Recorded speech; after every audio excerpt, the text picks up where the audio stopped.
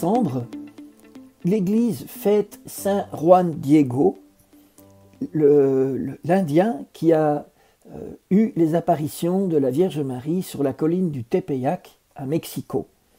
Et donc ces apparitions de la Vierge Marie sont celles de la Vierge de Guadalupe et que nous fêterons le 12 décembre, ce qui me permet de vous faire deux podcasts différents.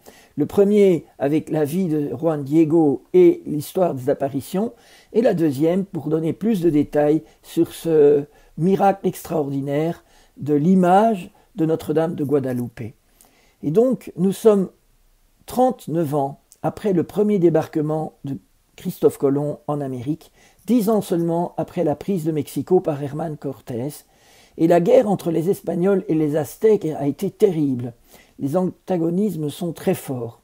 Le samedi 9 décembre 1531, Juan Diego, un Indien de 57 ans, baptisé en 1524, veuf depuis 2 ans, passe au pied de la colline de Tepeyac à Mexico. Il entend un chant merveilleux et on l'appelle Juanito, Juan Dieguito. Et alors il suit la voix, il arrive en haut de la colline et c'est une jeune fille revêtue d'un vêtement éblouissant comme le soleil qui l'attend. Elle semble avoir une quinzaine d'années et elle est métisse. Elle se présente à Juan Diego comme la mère du vrai Dieu et elle utilise pour le nom de Dieu les 4 noms incomparables de la culture des Indiens. Elle demande qu'une église soit construite à cet endroit. Et elle envoie donc Juan Diego parler à l'évêque, un certain monseigneur Juan de Zumárraga. Alors il y va, le monseigneur le reçoit, mais évidemment il ne le croit pas tellement, il demande un signe. Et donc, entre-temps, l'oncle de Juan Diego tombe malade, et il faut absolument aller chercher un prêtre avant qu'il ne meure. Donc Juan Diego essaye d'éviter la colline du Tepeyac pour ne pas se faire retarder par la dame, mais celle-ci l'arrête en chemin, et elle lui dit de ne pas craindre, que de toute façon son oncle est guéri, mais qu'il doit retourner chez l'évêque. Alors, il retourne, mais ça ne marche toujours pas beaucoup, donc il faut un signe. Et la dame lui dit, mais va au sommet de la colline, tu verras, il y a des fleurs, et va cueillir les fleurs, c'est la preuve, le signe que l'évêque attend.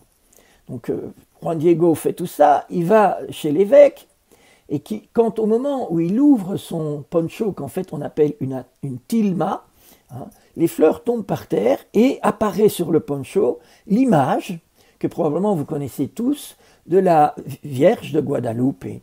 L'évêque est foudroyé sur place parce que c'est un signe vraiment extraordinaire. Et je vous dirai dans le prochain podcast tout ce que cela a d'extraordinaire. Et très très vite, donc l'évêque va reconnaître cette apparition et construire la petite chapelle que la Vierge a demandée.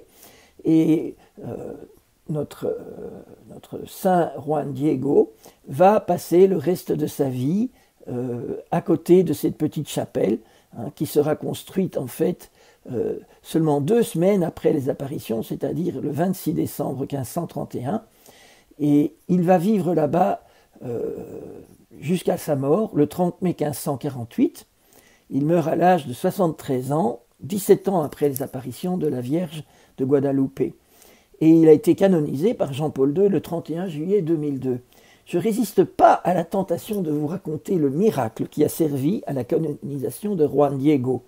En fait, il s'agit d'un jeune toxicomane, Juan José Barragán Silva, qui est tombé du balcon d'un bâtiment situé il était au 5e étage, et il est tombé sur une surface en ciment. C'était le 3 mai 1990.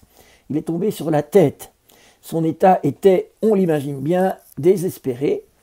Eh bien, sa maman, Esperanza, a demandé l'intercession du bienheureux Juan Diego, et 3 jours après l'accident, Juan José, notre jeune, s'est réveillé et 1 semaine plus tard, il sortait de l'hôpital sans aucune séquelle. Vous voyez, alors ça c'est le miracle que l'Église a reconnu pour béatifier, pour canoniser Saint Juan Diego.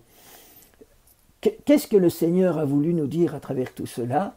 Eh bien, vous le saurez en écoutant le podcast suivant qui vous racontera tous les détails de cette apparition de la Vierge à Mexico, Notre-Dame de Guadalupe.